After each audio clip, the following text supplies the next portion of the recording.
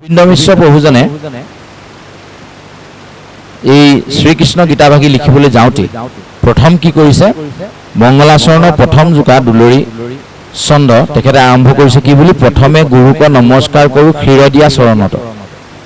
এতিয়া সেইকাৰণে আমি বাৰেপতি আমাৰ উঠি অহা নৱপ্ৰজন্মক আমি জনাব বিচাৰিছোঁ ক'ব বিচাৰিছোঁ যে আমি সাধাৰণতে ইয়াত নমস্কাৰ বুলি কোৱা শব্দটো যেতিয়াই মনলৈ আহে আমি দুই হাত জোৰ কৰি এনেধৰণে নমস্কাৰ কৰাটোকে আমি বুজি পাওঁ নহয় জানো।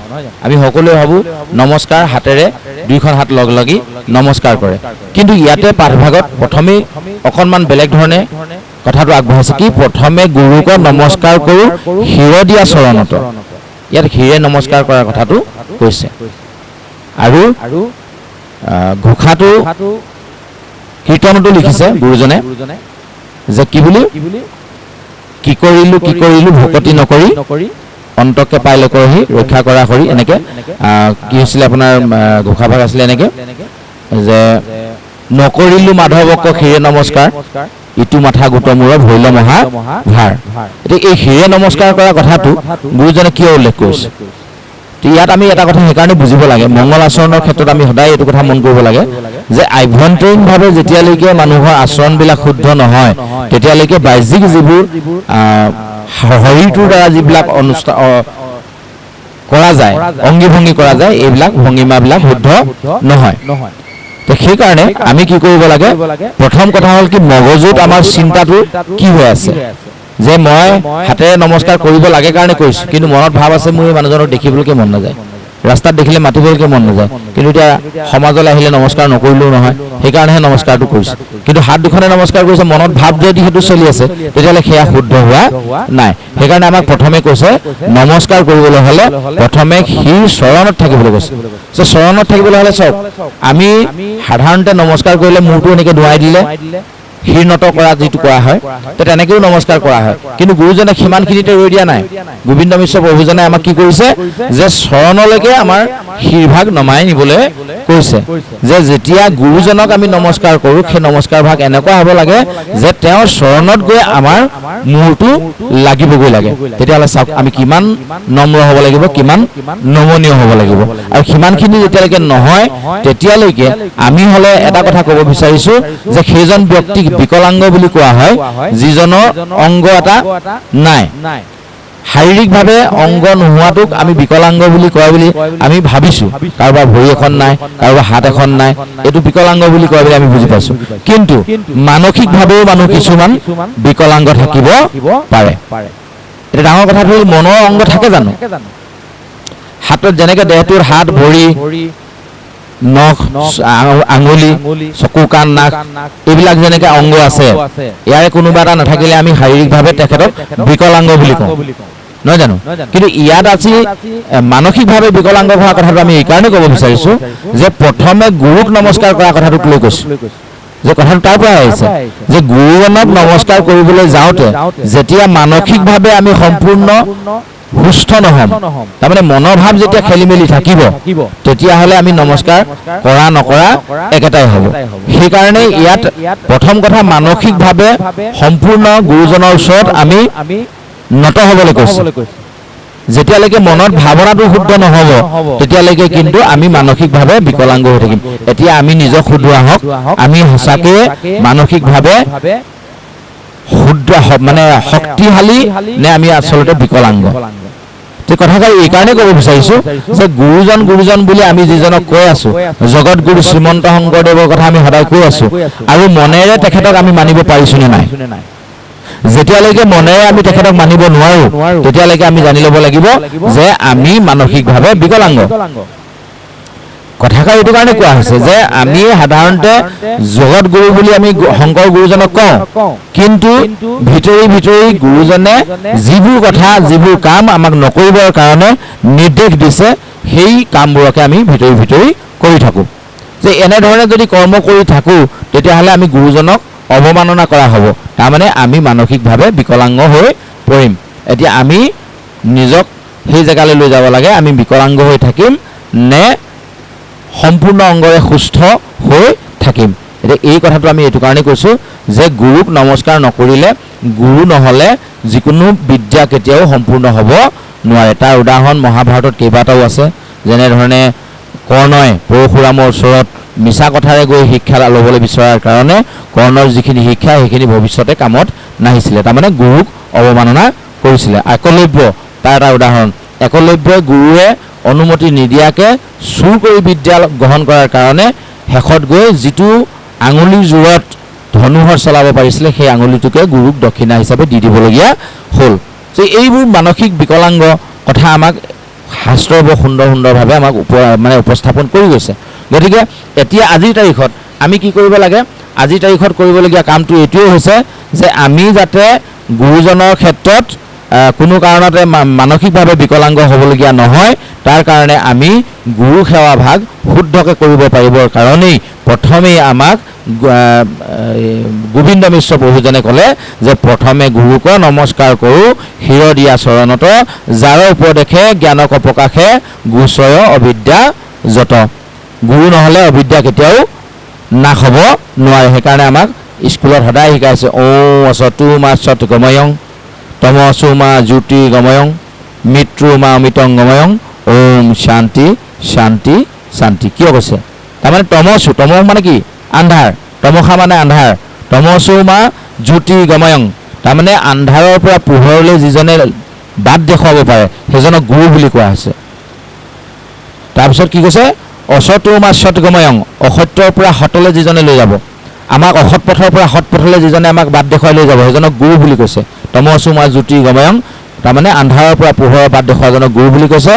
মৃত্যু মা অমৃতং গময়ং, মৃত্যুমুখী মানুহজনকো অমৃত খুৱাই ডাঙৰ কৰি জীয়াই তোলাৰ নিচিনা যিজনে কৰিব পাৰে তেওঁকে গুৰু বুলি কোৱা হৈছে। তেতিয়াহ'লে চাওকচোন গুৰুক স্থান কিমান ওপৰত দিয়া হৈছে। আমি তেনেধৰণে দিছোঁনে? যদি নাই দিয়া তেতিয়াহ'লে গীতা শাস্ত্ৰৰ ভিতৰলৈ আমাক সোমাবলৈ গোবিন্দ মিশ্ৰ প্ৰভুজনে পাৰ্মিশ্যনেই দিয়া নাই। গতিকে প্ৰথমেই গোবিন্দ মিশ্ৰ প্ৰভুজনে আমাক আৰম্ভণিতে এই কথাখিনি ক'লে যে যাৰ উপদেশে জ্ঞানৰ প্ৰকাশে গোচৰ অবিদ্যা যত, অবিদ্যাসমূহ নাশ কৰিবলৈ হ'লে প্ৰথম আমাক গুৰু লাগিব। সেয়া আমি আদিগুৰু পিতৃ মাতৃকে আদি কৰি শিক্ষাগুৰু দীক্ষাগুৰু এনেধৰণে বিভিন্ন গুৰু আমি আমাৰ জীৱনত আমি লগ পাম। এই গুৰুসকলক আমি যেনেধৰণে কওঁ, যি শিক্ষা দিছে তেওঁ শিক্ষাগুৰু, যি দীক্ষা দান কৰিছে তেওঁ দীক্ষাগুৰু, পিতৃ মাতৃ আদিগুৰু বুলি এইটো কাৰণে কোৱা হৈছে। প্ৰথম মাত মাতিবৰ কাৰণে প্ৰথম পিতৃ পৰিচয় মাতৃ পৰিচয় নহ'লে আমি যিহেতু এই সংসাৰত জাৰজ হৈ থাকিম। গতিকে এই গোটেই প্ৰথম চকু মেলাৰ যিটো জ্ঞান পিতৃ আৰু মাতৃয়ে দিয়ে সেইকাৰণে পিতৃ মাতৃক আদিগুৰু বুলি কোৱা হৈছে। এই ধৰণে যদি আমি গুৰুৰ চিন্তাটো মনত আমি শুদ্ধভাৱে ল'ব নোৱাৰোঁ তেতিয়াহ'লে আমি মানসিকভাৱে বিকলাংগ হৈ থাকিম। ইয়াৰ পাছত আৰু এটা ইমান ধুনীয়াকৈ কৈছে চাওক, ছদ্মবেশ ধৰি মহাভাগৱত লোকক কৰা নিষ্ঠাৰ, যে ভগৱন্তই ছদ্মবেশত আহি মহাভাগৱতৰ যোগেদি আমাক উদ্ধাৰ কৰিছে বুলি কৈছে। আৰু গোবিন্দ মিশ্ৰ প্ৰভুজনে পোনেই সেইজন গুৰুক প্ৰণাম জনাইছে যিজন পৰম গুৰু পৰমেশ্বৰ বুলি কোৱা হয়, যাৰ ছদ্মৰূপত তেখেতে আহি বানময় মূৰ্তি হিচাপে ভাগৱতত প্ৰতিষ্ঠিত হৈ আছে বুলি আমাক ক'লে।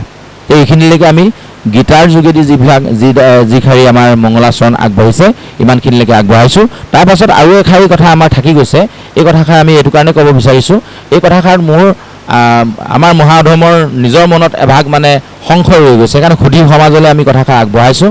আমি যেনে তেনে আমাৰ নিজৰ জীৱনত খাপ খাব পৰাকৈ কথাষাৰ মাত্ৰ মিলাহে লোৱা হৈছে। গতিকে আমি সুধী সমাজলৈ আজি আমাৰ যিসকল সামাজিক মাধ্যমৰ প্ৰচাৰ কৰোঁতা আমাৰ মাজত উপস্থিত আছে, ইয়াৰ পাছতে তেওঁলোককো আমি ধন্যবাদ জনাইছোঁ, তেওঁলোকৰ চৰণতো আমি সেৱা ধৰিছোঁ যে তেওঁলোকে এই কথাখিনি অসমৰ বিভিন্ন প্ৰান্তৰ লগতে ভাৰতবৰ্ষৰ সমগ্ৰ ৰাজ্যবিলাকলৈকে যিয়ে উপভোগ কৰি ভাল পায় সকলোৰে ওচৰলৈ এইবিলাক বাৰ্তা লৈ গৈছে। গতিকে ইয়াৰ পাছতে তেওঁলোকলৈকো ধন্যবাদ জনাইছোঁ। আৰু তেওঁলোকৰ যোগেদি আমি সুধী সমাজলৈ যিসকলে এনেধৰণে ভাগৱত কথা শুনি ভাল পায় তেওঁলোকলৈ আমি আগে বঢ়াইছোঁ যে আমাৰ কথাটোকে সত্য বুলি ধৰিব নালাগে। ইয়াত এষাৰ কথা আমাক গোবিন্দ মিশ্ৰ প্ৰভুজনে আমাক ক'লে যে যিটো গৃহবাস ভাজ্যা ৰেখে দাস কহিউত পৰম আজ্ঞা বানৰক যেন নৰ্তকে নচাৱে স্বামীক নচাৱে ভাজ্যা। ইয়াত আমাৰ কথাষাৰ এনেকৈ কৈছে যে যিটো গৃহত যিখন ঘৰত মানুহগৰাকীৰ কথা মতে মানুহজন চলে, ভাৰ্যাৰ মতে স্বামী চলে, সেই ঘৰখন বোলে বান্দৰক নচোৱা নিচিনা হয় বোলে। নৰ্তকীজনে যেনেকৈ বান্দৰটোক যেনেকৈ নচুৱাই ফুৰে তেনেকৈ নচোৱা বুলি ক'লে। যে এই কথাষাৰ আমাৰ মানি ল'বলৈ আমাৰ অসুবিধা লাগিছে। কেলৈ? ধৰি ল'লোঁ আমাৰ গৃহখনে, আমাৰ ঘৰত আমাৰ মানুহগৰাকী ধৰি ল'লোঁ শিক্ষয়িত্ৰী, প্ৰধান শিক্ষয়িত্ৰী, আৰু মোৰ একোৱেই নাই, অকণো মোৰ শিক্ষাগত অৰ্হতা নাই, সাধাৰণভাৱে আমি হাজিৰা চাজিৰা কৰি খোৱা মানুহ, আমি ভালকৈ হিচাপ নিকাচখিনিকে কৰি চলাব নোৱাৰোঁ। তো তেনেহ'লে তো এই শিক্ষয়িত্ৰীগৰাকীৰ কথা আমি ঘৰত শুনিম নে নুশুনিম? বহু মানুহৰ ঘৰত তেনেকুৱা দেখিছোঁ আমি, মানুহগৰাকী ভাল উচ্চপদস্থ বিষয়া, মানুহজন বিশেষভাৱে চাকৰি বাকৰি বা পঢ়া শুনা নহয়, তেতিয়া সেই মানুহ ঘৰত মানুহগৰাকীয়ে যিধৰণে ঘৰখন চলাব সেইধৰণে চলিবলৈ নাই কোৱা নেকি তেতিয়াহ'লে শাস্ত্ৰই? তেতিয়া সেইধৰণে চলিলে তেতিয়াহ'লে কি ঘৰখন বান্দৰৰ নচোৱা নিচিনা হ'ব নেকি সেই ভাইজাৰ মতে যদি চলোঁ? তো আমি কথাষাৰ এনেকৈ পোনাই লৈছোঁ যে ইয়াত ভাজ্যা বুলি যদি আমি নিজৰ দেহটোক ধৰি লওঁ, দেহটোক যদি আমি ভাজ্যা হিচাপে ধৰি লওঁ আৰু আত্মাটোক যদি স্বামী হিচাপে ধৰি লওঁ, তেতিয়াহ'লে আমাৰ বুজিবলৈ সুবিধা হ'ব নেকি? আমি সুধী সমাজৰ কথাখিনি আগে বঢ়াইছোঁ যে এইখিনি শুদ্ধ বুলি ধৰি ল'ব নালাগে, যে যদি আমি দেহটোক ভাজ্যা হিচাপে ধৰি লওঁ আৰু আত্মাটোক যদি আমি স্বামী হিচাপে ধৰি লওঁ, তেতিয়াহ'লে আমাৰ বুজিবলৈ সুবিধা হ'ব যে দেহটোৱে ভাল পোৱা কৰ্মখিনি যদি অহৰ্নিশে কৰি থাকে, তেতিয়াহ'লে আত্মাটোৱে কিন্তু অশান্তিত ভুগিবলগীয়া হ'ব পাৰে। তাৰ কাৰণে হয়তো গোবিন্দ মিশ্ৰ প্ৰভুজনে এনেকৈ কৈছে যে যিটো বস্তু আমাৰ শৰীৰটোৱে ভাল পায়, যদি অকল সেইটোতে আমি গুৰুত্ব দি থাকোঁ, কিন্তু ভিতৰৰ চৰাত থকা যিটো আত্মাটোৱে বিচৰা যিখিনি কথা, এইখিনি যদি শৰীৰটোৱে দিবলৈ নিবিচাৰে, তেতিয়াহ'লে আমাৰ অসুবিধা হ'ব। যেনে উদাহৰণ এটা নিদিলে আমাৰ ভাল নাপায় ৰাইজে, গতিকে আমি উদাহৰণটো দিব বিচাৰিছোঁ এনেধৰণে। ধৰি ল'লোঁ আমি শৰীৰটোৱে ভাল পাইছোঁ খুব ধুনীয়া কাপোৰ কানি পিন্ধি, ভাল ঠাইলৈ ঘূৰি ফুৰি, চকুৱে ভাল বস্তু চাই, কাণেৰে ভাল কথা ভাল গান শুনি বা মুখেৰে বিভিন্ন ধৰণৰ কথা কৈ, যিখিনি কথা আমি কৈ ভাল পাওঁ সাধাৰণতে, কিন্তু আত্মাটোৱে সেই কথাখিনি ক'বলৈ বিচৰা নাই বা শুনিবলৈ বিচৰা নাই, বা আত্মাটোৱে যিটো খাবলৈ বিচাৰিছে সেইটো দিয়াত আমি গুৰুত্ব দিয়া নাই, কেৱল মাত্ৰ বাহ্যিকভাৱে এই টাইটানিক জাহাজৰ নিচিনাকৈ ৰংচঙীয়াকৈ ওপৰ মহলটো গুৰুত্ব দিওঁতে দিওঁতে তলমহলত পানী সোমাই যেনেকৈ জাহাজ ডুবিবলগীয়া অৱস্থা হ'ল, ঠিক তেনেধৰণে দেহাটোক গুৰুত্ব দিওঁতে দিওঁতে আত্মা যদি জহি খহি যাবলৈ হয়, তেতিয়াহ'লে আত্মা নাথাকিলে দেহা জানো ৰ'ব? যে এই তত্ত্বটোত যদি আমি তেনেধৰণে মিলাই লওঁ যে দেহটোৰ মতে যদি স্বামীগৰাকী মানে আত্মাৰূপী স্বামীটো যদি চলি থাকে, তেতিয়াহ'লে চাগে অসুবিধা হ'ব। এইভাৱে যদি আমি মিলাই লওঁ, তেতিয়াহ'লে আমাৰ দেহটো পৰিচালনা কৰিবৰ কাৰণে আমাৰ সুবিধা হ'ব বুলি ভাবি এই যিটো গৃহবাস ভাজ্যা হয় দাস কহিও তাহাৰ আজ্যা শুনিও তাহাৰ আজ্যা যিটো কথা কৈছে, আমি তেনেধৰণে আমি ভাবি লৈছোঁ। আৰু পিছলৈ মংগলাচৰণত ইয়াৰ সবিশেষ দিছে, অলপ দীঘলীয়াকৈ কৈছে, তথাপিও আমি মংগলাচৰণৰ পাঠ ইমানতে এৰি আমি আজি গীতাৰ যিটো প্ৰথম পাঠ বিষাদ যুগ, যাৰ পৰা গীতা আৰম্ভ হৈছে, আমি বিষাদ যুগৰ পাঠ অকণমান আগবঢ়াম বুলি ভাবিছোঁ। এইখিনিলৈকে আমি এই কথাখিনি এনেধৰণে আগবঢ়াইছোঁ। আহকচোন আমি আমাৰ আত্মাটোৰ মতে চলোঁ। আত্মাই যিটো বিচাৰে, আচলতে শৰীৰৰ খাদ্য আত্মৰ খাদ্যৰ মাজত পাৰ্থক্য আছে। আত্মাই যিবোৰ খাই ভাল পায়, আত্মাই যিটো আনন্দ উপভোগ কৰি ভাল পায়, গতিকে আনন্দ বোলা বস্তুটো উপভোগ কৰিবলৈ সুবিধা কেৱল মাত্ৰ আত্মাটোৰহে আছে। দেহত আনন্দ উপভোগ কৰিব পৰা সুবিধাটো নাই। দেহত আমি আনন্দ পাবৰ কাৰণে ভাল বিলাসী কাপোৰ এযোৰ পিন্ধিব পাৰোঁ, কিন্তু সেই কাপোৰযোৰৰ মূল্যটো দেহটোৱে বুজি নাপায়, মূল্যটো বুজি পাব আত্মাটোৱেহে। উপলব্ধিটো আত্মাইহে কৰিব, মই বৰ ধুনীয়া চাৰ্ট এটা পিন্ধিলোঁ দেই, ভাল লাগিছে। কোনোবাই যদি কয়ো বোলে বৰ ধুনীয়া ড্ৰেছ এযোৰ পিন্ধিলা দেই, ভাল লাগিছে, তো এই কাপোৰযোৰ পিন্ধাৰ ওপৰত যে আমাক কোনোবাই ধন্যবাদ এটা জনালে, এই ধন্যবাদটো শৰীৰটোৱে পাব জানো? নাপায়। বেয়া কাম এটা কৰাৰ কাৰণে যদি কিবা কাৰণত শৰীৰটোক দুকোপ কোনোবাই দিলে শাস্তি হিচাপে, শাস্তিটো আত্মাই পাব জানো? প্ৰথম দেহাটোৱে পাব। যে মানে কি হয়, যিবোৰ শাস্তি আমাক প্ৰদান কৰে, ধৰি ল'লোঁ কোনোবা এজনে কাৰোবাক মাৰ্ডাৰ কৰি দিলে বা কোনোবা এজন মানুহক মৃত্যুৰ দণ্ড দিলে, মাৰি দিলে, তো আইনে যদি তেওঁক ফাঁচি দিবলৈ হয়, আত্মাটো ফাঁচি দিবনে শৰীৰটো ফাঁচি দিব? ফাঁচিটো শৰীৰটোৱে দিব, নহয় জানো? শৰীৰটোকে ফাঁচি দিব, আত্মাটোকতো ফাঁচি দিব নোৱাৰে। গতিকে আত্মাটোৱে সেই শাস্তিটো নাপায়। গতিকে কিছুমান বস্তু আকৌ আত্মাটোৱে পায়, দেহটোৱে নাপায়। যেনে ধৰক এই যে যিটো আনন্দৰ কথা ক'লোঁ, কাপোৰ এযোৰ পিন্ধি দেহটোৱে আনন্দটো নাপায়, আনন্দটো উপলব্ধি কৰিব আত্মাটোৱে। সেইকাৰণে এই দুয়োটা বস্তু যেতিয়ালৈকে মিল নাথাকিব, তেতিয়াহ'লে সেইখিনিতে অসুবিধাটো হ'ব বুলি ভাবি চাগে গোবিন্দ মিশ্ৰ প্ৰভুজনে আমাক তেনেকৈ ক'লে, যিটো গৃহবাস ভাজ্যা ৰেখে দাস শুনিও তাহাৰ আজ্ঞা, বানৰক যেন নৰ্তকী নচাৱে স্বামীক নচাৱে ভাজ্যা। গতিকে দেহটোৰ মতে আমি অহৰ্নিশে যদি চলি থাকোঁ, তেতিয়াহ'লে আমাৰ অসুবিধা হ'ব বুলি ভাবি চাগে আমাৰ কথাখিনি এনেধৰণে আগবঢ়ালে।